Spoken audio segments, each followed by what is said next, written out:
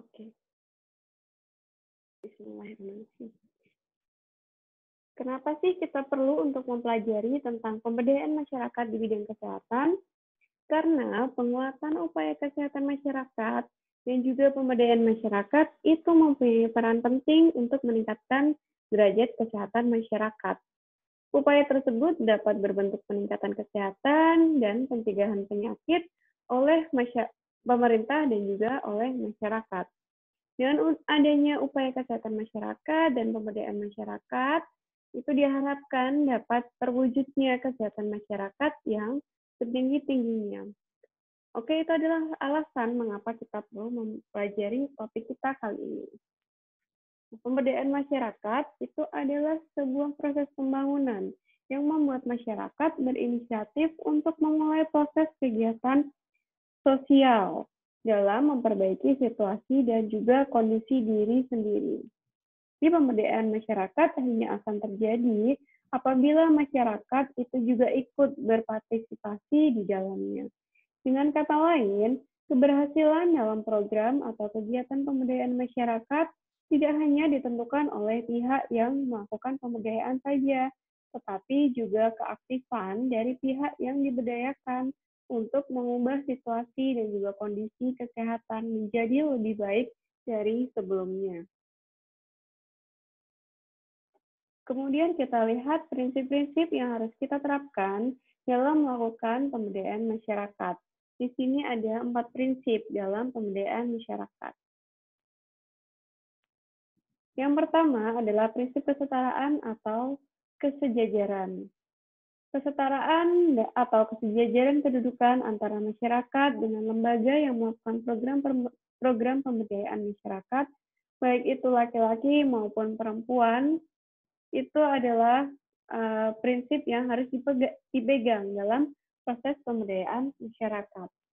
Kemudian yang kedua adalah prinsip partisipasi. Program pemberdayaan yang dapat menstimulasi atau dapat mendorong kemandirian masyarakat itu adalah program yang sifatnya partisipatif, direncanakan, dilaksanakan, diawasi, dan juga dievaluasi oleh masyarakat itu sendiri. Walaupun memerlukan waktu dan juga proses pendampingan yang melibatkan pendampingan yang berkomitmen tinggi pada pemberdayaan masyarakat. Artinya, masyarakat yang terlibat dalam kegiatan pemberdayaan masyarakat itu mendapatkan arahan yang jelas dari pendampingan, sehingga mampu untuk memotivasi dirinya sesuai dengan potensi-potensi yang ada pada masing-masing individu, sehingga mereka mampu secara mandiri memenuhi kebutuhan dirinya dan juga keluarganya. Yang ketiga, prinsip keswadayaan atau kemandirian. Ini lebih menghargai dan mengedepankan kemampuan masyarakat daripada bantuan pihak lain. Konsep ini tidak memandang orang miskin sebagai objek yang tidak berkemampuan, melainkan sebagai subjek yang memiliki kemampuan sedikit. Kemudian yang terakhir adalah prinsip berkelanjutan atau berkesinambungan. Jadi program pemberdayaan itu perlu dirancang supaya bisa berkelanjutan, supaya bisa berkesinambungan ya. Sekalipun pada awalnya peran pendamping itu lebih dominan dibandingkan dengan masyarakat itu sendiri. Nah, itu adalah prinsip-prinsip yang dapat menjadi pegangan dalam melakukan pengembangan masyarakat. Kemudian bagaimana cara kita dalam penguatan upaya kesehatan masyarakat dan juga pengembangan masyarakat. Nah, ini ada strategi-strategi untuk penguatan upaya kesehatan masyarakat dan juga pemberdayaan masyarakat. Untuk strategi penguatan upaya kesehatan masyarakat, yang pertama adalah analisis situasi kecenderungan, status kesehatan, monitoring, dan menilai keefektifan, aksesibilitas, dan juga mutu pelayanan kesehatan perorangan, serta pelayanan kesehatan masyarakat. Kemudian yang kedua, mengembangkan kebijakan dan rencana, kemudian menguatkan manajemen, serta informasi mengenai kesehatan untuk mendukung pelayanan-pelayanan kesehatan perorangan serta pelayanan kesehatan masyarakat. Kemudian melakukan kajian dan penelitian untuk menetapkan inovasi-inovasi yang dapat menyelesaikan masalah kesehatan masyarakat. Kemudian yang ketiga, pelaksanaan dan dukungan. Dengan meningkatkan akses masyarakat ke pelayanan kesehatan yang komprehensif dan yang bermutu, kemudian mengembangkan dan memberdayakan SDM dalam bidang kesehatan masyarakat, termasuk juga meningkatkan ketersediaan, penyebaran, dan mutu SDM kesehatan. Selain itu juga dalam hal pembiayaan kesehatan, itu juga perlu ditingkatkan keefektivitasannya untuk mendukung upaya kesehatan masyarakat. Kemudian untuk strategi pemberdayaan masyarakatnya itu meliputi yang pertama, penggerakan masyarakat untuk meningkatkan kesadaran masyarakat. Kemudian yang kedua, pengorganisasian masyarakat dalam pemberdayaan serta promosi kesehatan termasuk juga bina suasana. Kemudian advokasi pimpinan lintas sektor legislatif, organisasi masyarakat, dunia usaha, dan institusi pendidikan. Kemudian kemitraan dengan seluruh sektor terkait, lembaga legislatif, organisasi masyarakat, dan juga dunia usaha, dan peningkatan sumber daya manusia, pembiayaan, dan sarana terkait dengan pemberdayaan masyarakat.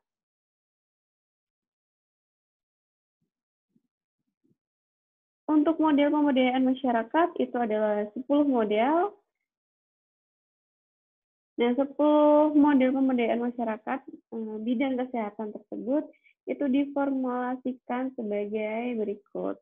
Yang pertama adalah model pengembangan lokal, yaitu pemberdayaan masyarakat sejalan dengan model pengembangan lokal sebagai upaya pemecahan masalah masyarakat melalui partisipasi masyarakat dengan pengembangan potensi dan sumber daya lokal. Kemudian yang kedua, model promosi kesehatan dilakukan melalui 4 pendekatan. Ya, pendekatan itu meliputi persuasi kesehatan atau bujukan-bujukan, kemudian konseling personal dalam kesehatan, aksi legislatif, dan pemberdayaan masyarakat. Kemudian yang ketiga adalah model promosi kesehatan perspektif multidisiplin dengan mempertimbangkan 5 pendekatan. Nah, 5 pendekatan tersebut itu adalah pendekatan medis, perilaku, pendidikan, pemberdayaan, dan perubahan sosial. Ya, bisa dilakukan pendekatan-pendekatan melalui hal-hal aspek-aspek tersebut. Kemudian yang selanjutnya adalah model pelayanan kesehatan primer berbasis layanan masyarakat. Jadi masyarakat harus bertanggung jawab dalam mengidentifikasi kebutuhan dan juga menetapkan prioritas mana yang lebih diutamakan, kemudian merencanakan dan juga memberikan layanan kesehatan, serta memantau dan mengevaluasi layanan kesehatan yang diberikan ke masyarakat. Kemudian yang kelima adalah model pemberdayaan masyarakat yang meliputi partisipasi, kepemimpinan, keterampilan, sumber daya, nilai-nilai, sejarah, jaringan, dan pengetahuan masyarakat.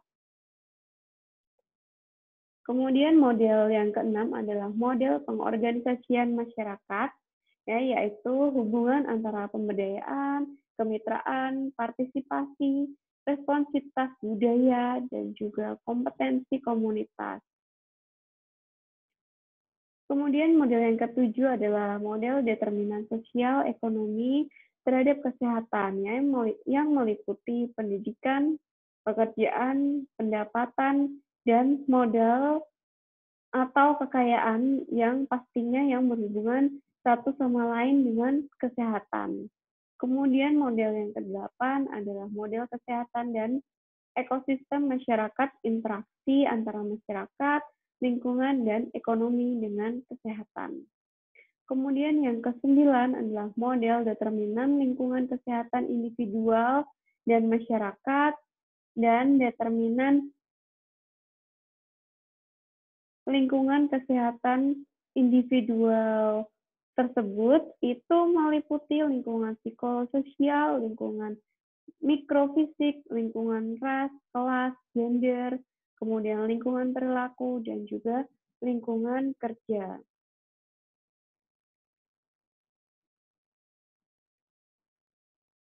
Kemudian sementara itu determinan lingkungan kesehatan masyarakat meliputi lingkungan politik atau ekonomi, kemudian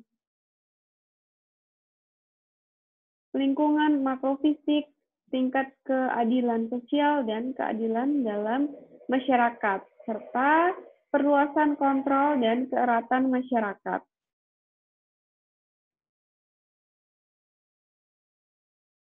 Kemudian model penanggulangan penyakit berbasis keluarga itu meliputi pemeliharaan kesehatan yang dilakukan secara swadaya dan mandiri oleh keluarga melalui penumbuhan kesadaran, kemudian peningkatan pengetahuan dan dari keterampilan dalam memelihara kesehatan. Kemudian yang ke-10 adalah model pembangunan kesehatan masyarakat desa atau PKMD yang biasanya bisa dilakukan oleh mahasiswa-mahasiswa tingkat akhir yang melakukan PKMD di desa-desa tertentu yang sudah ditentukan oleh institusi masing-masing. Kemudian tahap-tahap dalam pemberdayaan masyarakat itu ada 7 tahap. Yang pertama adalah tahap persiapan. Nah, dalam tahap persiapan ini ada 2 tahapan ya. Yang pertama adalah penyiapan petugas tenaga pemberdayaan masyarakat. Penyiapan petugas pemberdayaan ini sangat penting ya, supaya efektivitas program itu dapat tercapai dengan baik. Kemudian tahap kedua adalah penyajian lapangan yang pada dasarnya dilakukan secara non-direktif. Kemudian tahap selanjutnya adalah tahap pengkajian asesmen. Tahap ini itu merupakan proses pengkajian yang dapat dilakukan secara individual melalui kelompok-kelompok yang ada dalam masyarakat. Petugas harus bisa mengidentifikasi masalah-masalah kebutuhan yang dirasa perlu dan juga potensi-potensi yang dimiliki oleh masyarakat setempat.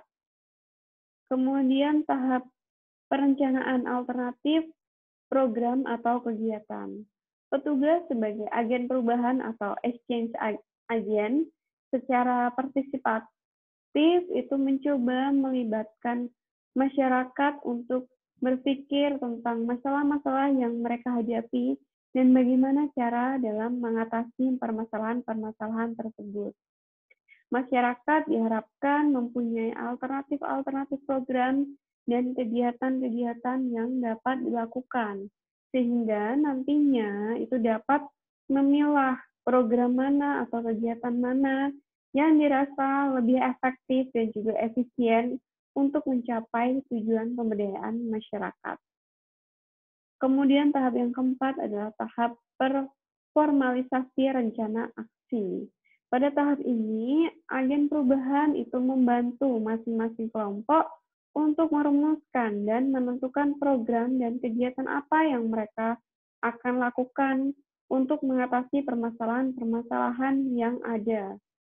Kemudian petugas membantu memformalisasikan gagasan mereka ke dalam bentuk tertulis ya, terutama dalam pembuatan proposal kepada penyandang dana, sehingga penyandang dana paham terhadap tujuan dan juga sasaran dalam pemberdayaan masyarakat yang akan dilakukan, sehingga mereka mau memberikan sumbangan dana dalam proses kegiatan atau program yang telah direncanakan tersebut. Kemudian yang kelima adalah tahap implementasi program atau kegiatan.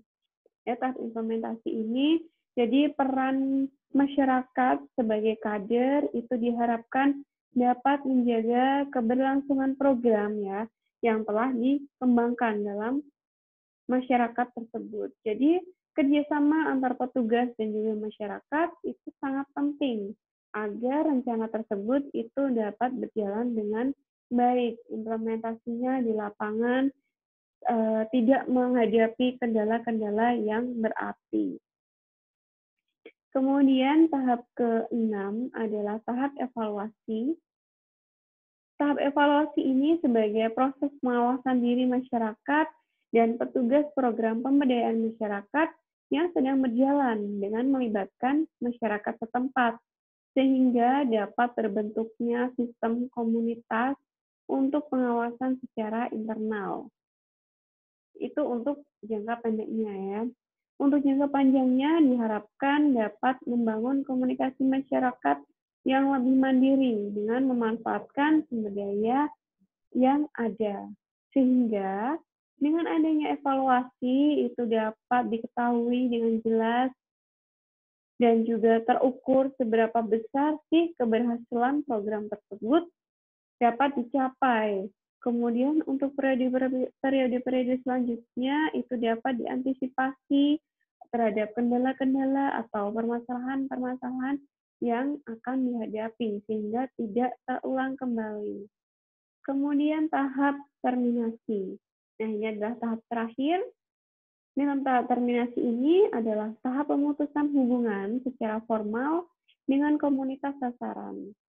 Artinya, masyarakat yang diberdayakan telah mampu untuk mengatur dirinya sendiri untuk dapat hidup lebih baik dengan mengubah situasi sebelumnya yang kurang menjamin kelayakan hidup bagi dirinya dan juga keluarganya.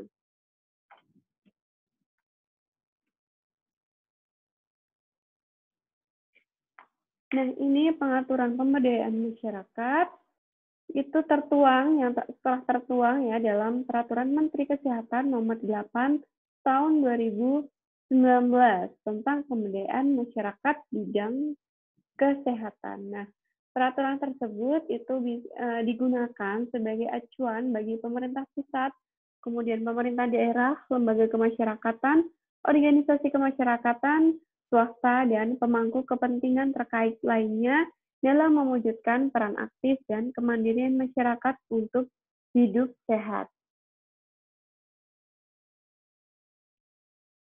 Nah, Peraturan Menteri Kesehatan Nomor 8 Tahun 2019 tentang pemberdayaan masyarakat bidang kesehatan tersebut itu dikeluarkan dengan pertimbangan bahwa yang pertama adalah dalam rangka melaksanakan pembangunan kesehatan diperlukan upaya peningkatan pemberdayaan masyarakat bidang kesehatan yang terintegrasi dan bersinergi dalam bidang lainnya sesuai kewenangan di berbagai tingkat pemerintahan.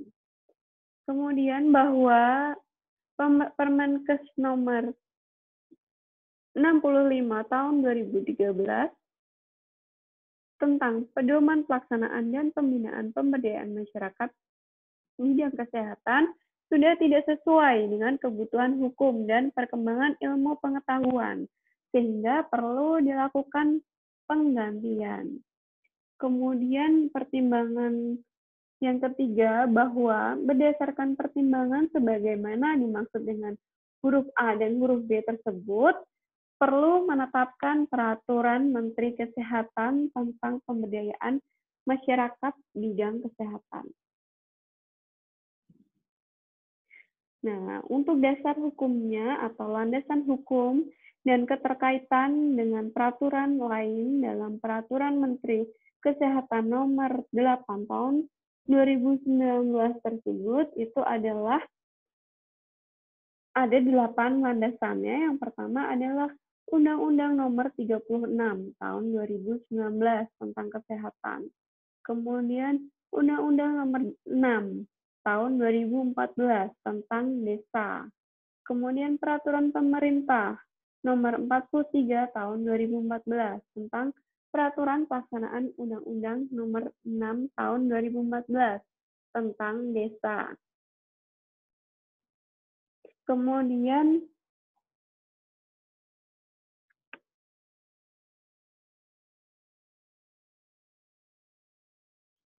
Peraturan Pemerintah Nomor 60 Tahun 2014 tentang dana desa yang bersumber dari anggaran pendapatan dan belanja negara. Kemudian yang kelima, Peraturan Presiden Nomor 72 Tahun 2012 tentang Sistem Kesehatan Nasional. Yang keenam, Peraturan Presiden Nomor 35 Tahun 2015 tentang Kementerian. Yang ketujuh, Peraturan Menteri Kesehatan Nomor 64 Tahun 2015 tentang organisasi dan tata kerja Kementerian Kesehatan.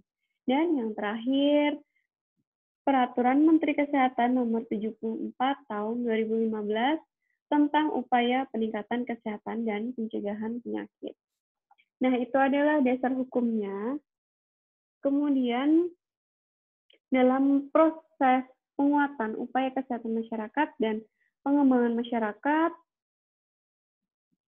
itu dapat memperhatikan berbagai pengalaman ya di berbagai negara lain yang telah mempunyai pengalaman dalam mengembangkan dan juga melaksanakan pengembangan masyarakat dan juga upaya kesehatan masyarakat.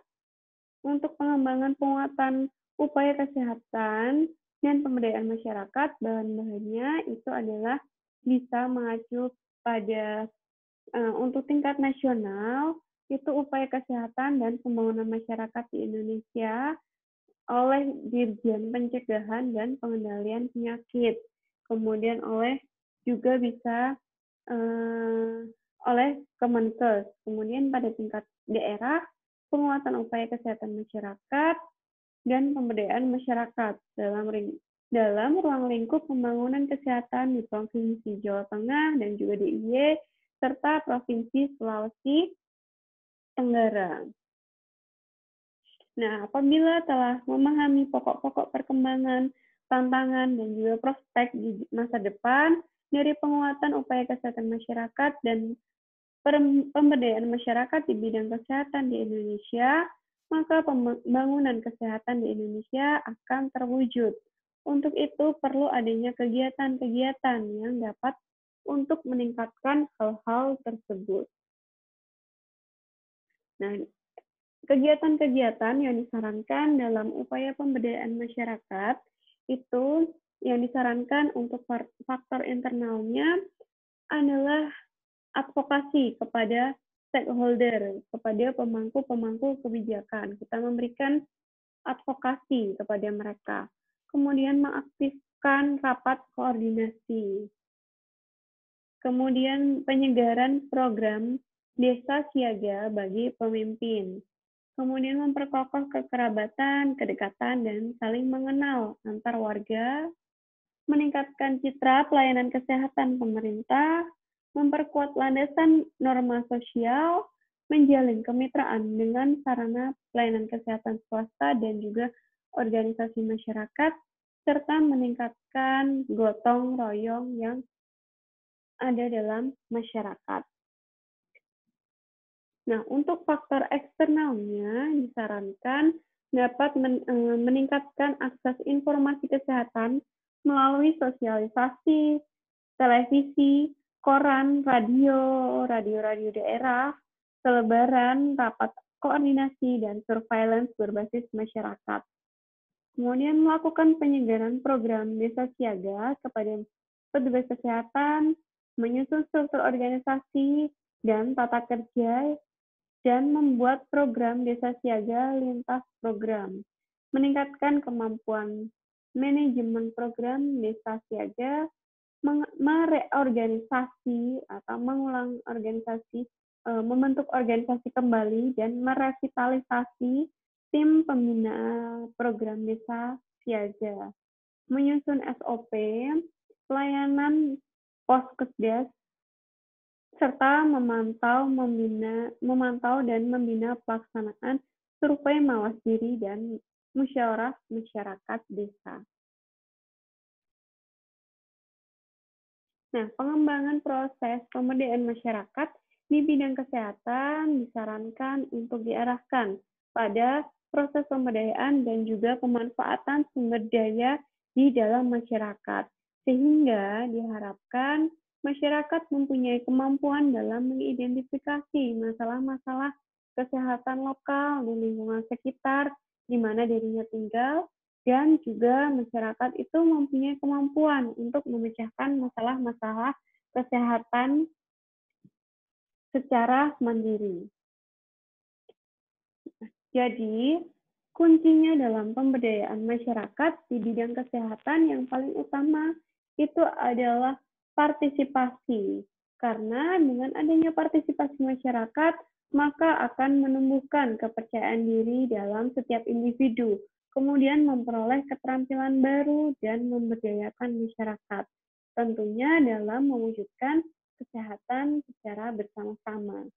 Selain itu juga masyarakat akan lebih terdidik dan lebih bisa bersatu padu serta mengidentifikasi dan memobilisasi sumber daya yang ada. Baik, itulah yang dapat saya sampaikan pada kesempatan kali ini. Apabila ada kurang lebihnya, saya mohon maaf. Wabillahi taufiq wal hidayah. Wassalamualaikum warahmatullahi wabarakatuh.